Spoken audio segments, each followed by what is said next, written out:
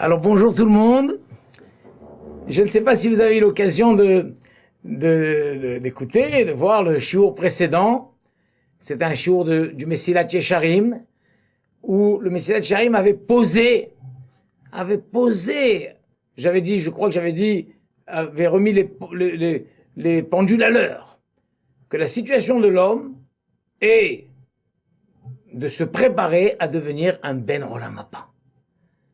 Et toute notre vie sur Terre, c'est le monde des mitzvot, le monde de la préparation pour gagner son Olam Haba. Gagner son Olam Haba. Et donc ça changeait beaucoup. Parce que si quelqu'un, qu'est-ce qui change? Si quelqu'un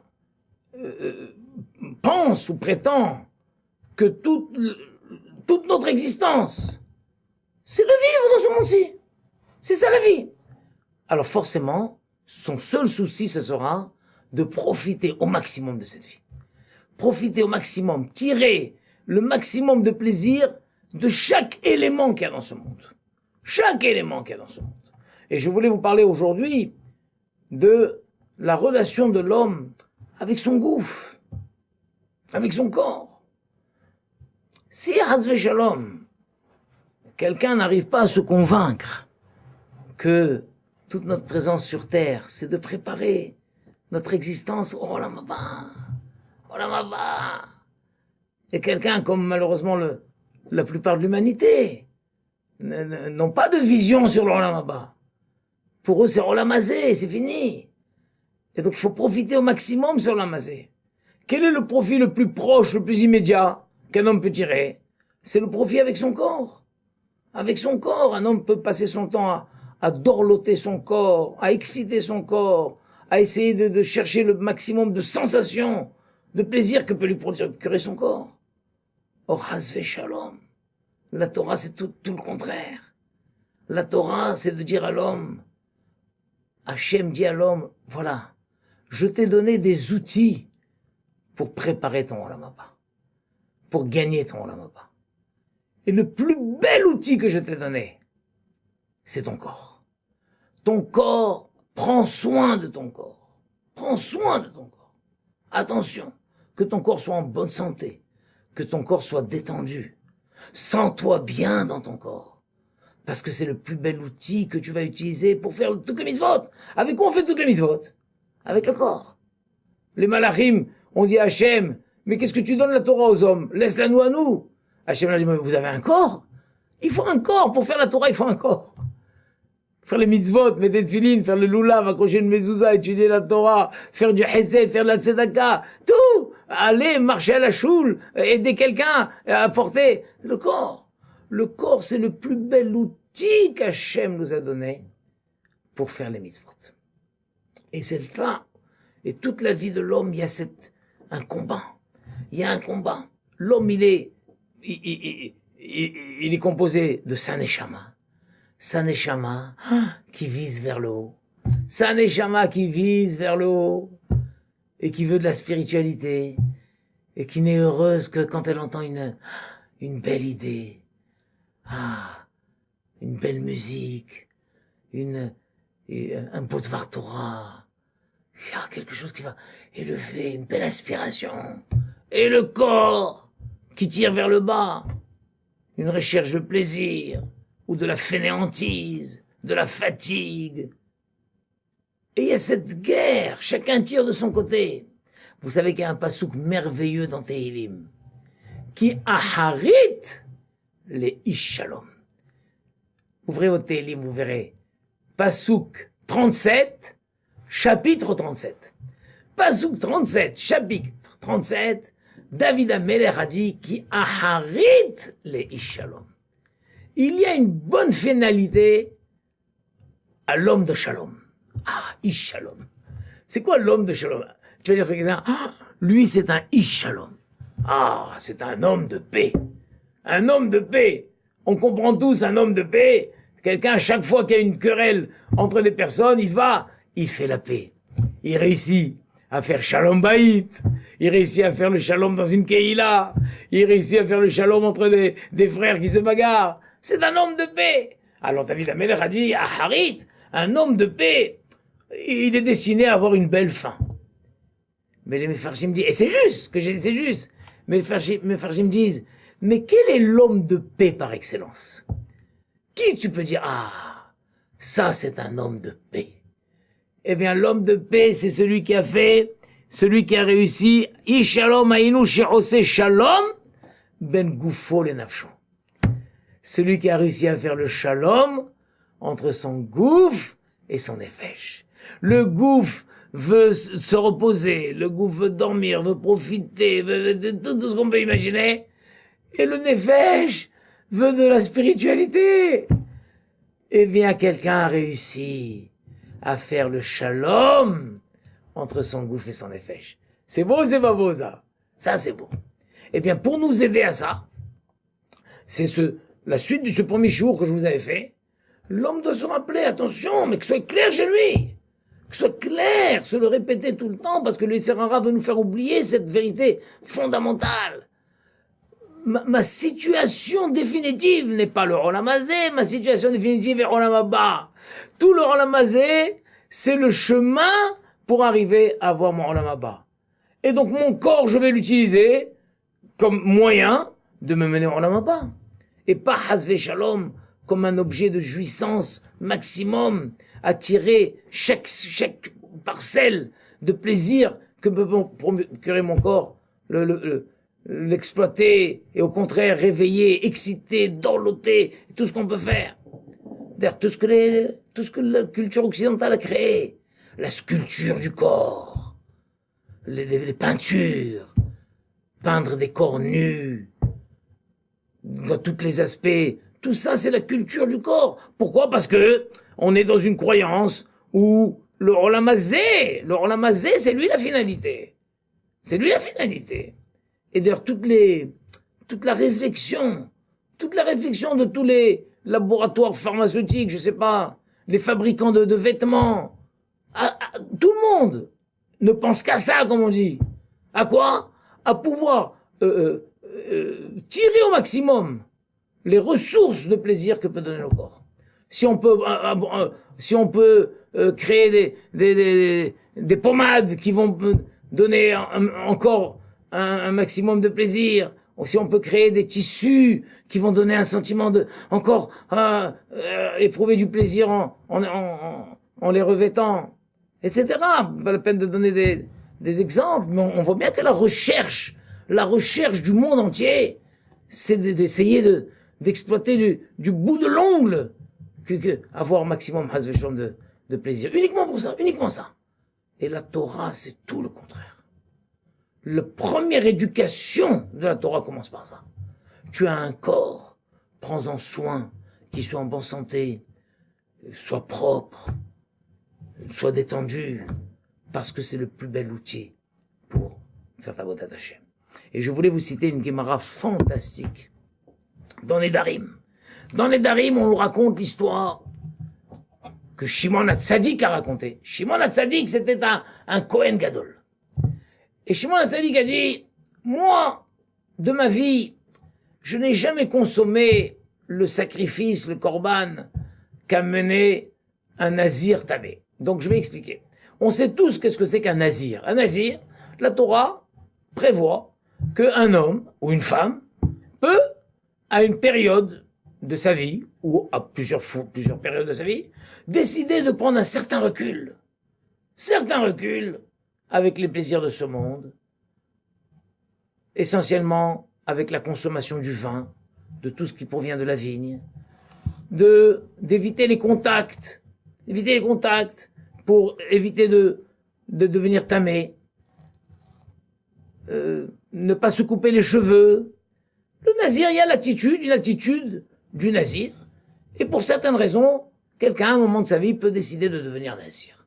À la fin de cette période, le nazir vient et amène des sacrifices, il y a toute une cérémonie, et entre autres, il se rase la tête, ses cheveux qu'il n'avait pas coupés pendant toute cette période de nazir, et il brûle les cheveux sur le misbéach. Et on fait des corbanotes. Les corbanotes, il y a une partie du korban, du sacrifice, qui est mise sur l'autel, et le reste est consommé par les kohanim. Eh bien, il peut avoir, bon, c'est un peu compliqué, il peut arriver que le nazir, au milieu de sa période de nazira, ait été en contact avec un mort ou une autre source d'impureté, alors ça casse tout. Il doit venir faire des corbanotes, il doit se raser les cheveux, il doit aller au mikvé, il doit se purifier, et puis recommencer à zéro la période de Nézira. Même si ça lui est arrivé la veille de son dernier jour, et ben ça recommence tout à zéro. Alors Rabbi Shimon HaTzadik a dit, chaque fois que je voyais un nazir qui était devenu tamé au milieu de sa période de Nézira, et qui amenait un korban, je lui faisais évidemment toute la cérémonie, mais moi-même, je ne consommais pas de ce korban. Il laissait les autres kohanim le manger.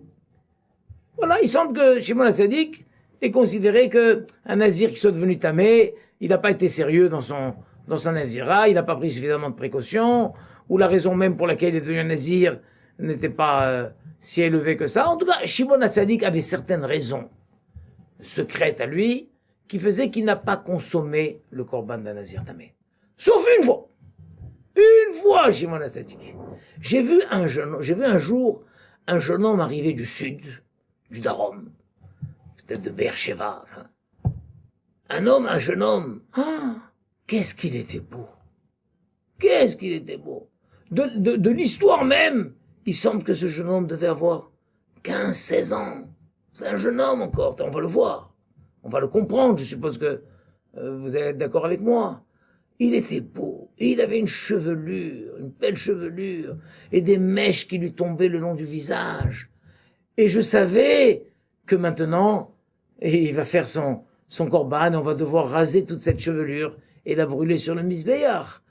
Alors je lui ai dit, mon fils, qu'est-ce qui t'a pris de prendre sur toi le vœu de nazir, et tu sais maintenant qu'on va devoir te raser toute cette belle chevelure et la brûler sur le misbéach. Qu'est-ce qui s'est passé? Alors le jeune homme lui a dit, j'étais berger dans le troupeau de mon père. Et à un moment, comme d'habitude, je suis allé puiser de l'eau à la rivière pour donner à boire à mes moutons. Et puis ça ne m'était jamais arrivé. Mais cette fois-ci, j'ai vu mon reflet dans l'eau. Et je n'avais jamais réalisé à quel point j'étais beau. Et instantanément, les idées les plus folles sont venues. Et j'ai senti que le Yetzer Hara s'est emparé de moi pour me faire des plus grandes avérotes qui soient, et me faire sortir de ce monde. Et alors j'ai crié, et je lui ai dit, Racha, pourquoi tu t'attaques à moi? Tu t'attaques à moi, un être fragile de chair et de sang, qui est décidé à mourir et à être enterré? C'est à moi que tu t'attaques? Et tu veux me faire sortir, me faire perdre mon monde? Et tu crois que tu es le maître dans ce monde? Tu t'enorgueillis d'un monde qui n'est pas à toi? Et il a juré à ce moment-là que cette chevelure, il la coupera et il l'offrira à Hachem. Et il a dit, voilà, Rav, je suis arrivé, aujourd'hui c'est là. Je viens effectivement offrir cette chevelure. Alors Shimon HaTzadik l'a embrassé, dit, je me suis levé, je l'ai embrassé sur le front, et je lui ai dit, mon fils, que se multiplie dans le peuple juif dans le Ham Israël, des Nézirim de ta dimension. C'est à toi, à des gens comme toi, que la Torah a pensé quand elle a dit « Ish qui affli l'indon neder l'azir l'Hachem ». Quand un homme va faire le vœu de devenir pour Hachem. Voilà, c'est des gens comme toi avec un objectif si élevé. Alors j'ai devant les yeux un texte de Rav Wolbe. Ceux qui ont le texte à la maison pourront le consulter. C'est dans le volume numéro 1. Et à la page Nun Tet, c'est le 13e Perek, dont le titre est Argasha Bagouf. Et Rav Wolbe dit, c'est extraordinaire. Voici un jeune homme qui n'avait pas comme un enfant, n'avait jamais encore éprouvé de sensations spéciales avec son corps. C'est des choses qui arrivent vers l'adolescence. Mais il n'était pas si jeune. Il devait déjà avoir 16, 17 ans, 18 ans. On voit combien il était kadosh, ce jeune homme. Jusque-là, il avait encore jamais rien éprouvé. Il n'avait rien éprouvé. On voit qu'il était quand même assez indépendant, puisqu'il était berger. Donc, c'était pas un gamin de 13 ans. Il avait peut-être 17, 18 ans, peut-être 20 ans, je ne sais pas. Il avait encore jamais rien éprouvé. Ça prouve combien il était saint, combien il était kadosh, ce jeune homme. Mais un jour, comme ça, brusquement, plum, il découvre, pour la première fois. Vous vous rendez compte? C'est loin, on a du mal à imaginer. Aujourd'hui, il y a des miroirs partout. On passe son temps partout. On reste pas 30 secondes sans apercevoir notre reflet. Partout, tu vas mettre des voitures, on se voit, des vitrines, des miroirs à la maison, partout. À l'époque, les gens ne se connaissaient pas, n'avaient pas l'occasion de se voir. La seule manière qu'ils avaient de se voir, c'était de se pencher sur la rivière et d'avoir un peu le reflet de leur visage. Vous vous rendez compte? Eh ben, ce jeune homme ne s'était jamais vu. Ou alors s'était vu comme un enfant, sans jamais réaliser. Et pour la première fois de sa vie, il a réalisé. Il a réalisé qu'il était beau. Il a pris conscience de son beau visage, de son corps. Il a vu que Hasvé Shalom, il avait entre les mains un objet de plaisir. Et il a instantanément, imaginé toutes les facettes que pouvait lui donner la possibilité, le fait d'avoir un si beau visage, un si beau corps. Et la gdoucha de ce jeune homme a été de mettre un frein dès le premier jour. Il a compris que s'il laisse aller cette chose-là, s'il développe, s'il va commencer à dorloter son corps, s'il va commencer à exciter les sensations de son corps, oui, il a compris qu'en finalité, ça lui fera perdre son monde, ça lui fera sortir du monde. Et ça, Shimon HaTzadik était tellement émerveillé, un jeune homme juif, tzaddik comme ça, qui a compris à contre-courant avec tout le monde, toute l'humanité qui nous entoure, c'est exactement le contraire de ça. Le contraire de ça. J'ai rendu visite une fois à une dame qui était déjà âgée, et elle me racontait dans sa jeunesse, etc. Elle m'a raconté comment, à l'âge de 16 ans, quelqu'un était venu, elle avait 16 ans, et quelqu'un était venu à la maison, rendre visite à ses parents, et lui c'était un représentant de maillot de bain. Alors quand il a vu cette dame-là, et il avait sur lui la collection de maillots de bain, il a dit voilà c'est la nouvelle collection de maillots de bain, il lui a offert un maillot de bain. Et qu'est-ce qu'il lui a dit en lui offrant le maillot de bain? Il lui a dit, c'était un ami du père, il lui a dit, regarde, je vois tu as un beau corps.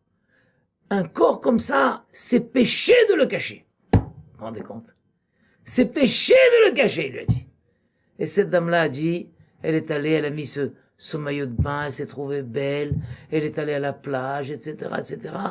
Elle n'avait jamais réalisé, voici quelqu'un qui est venu, qui lui a dit, un beau corps comme ça, c'est péché de le cacher. C'est le monde occidental dans lequel on vit. Pourquoi? Parce qu'à la base, l'idée est que le monde, c'est pour se ramasser. Tu as un corps, c'est péché de le cacher. C'est péché de pas tirer le maximum de profit de ce corps-là.